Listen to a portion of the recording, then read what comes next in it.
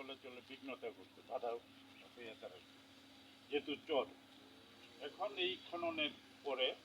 মোটামুটি সেচের জন্য ভালো একটা সুবিধা কৃষক পাচ্ছে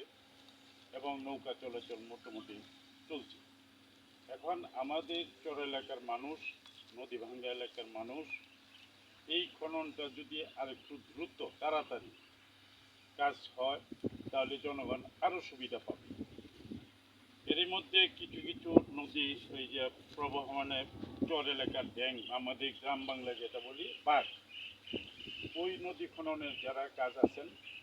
যারা চালাচ্ছেন বা ইঞ্জিনিয়ার সাথে আছেন, আপনারাও আছেন, আমি এই এলাকার পক্ষ থেকে ওই বাঘগুলা যদি সোজা করে দেওয়া যায়, যে আরও নদী খননের যে এটার এই যে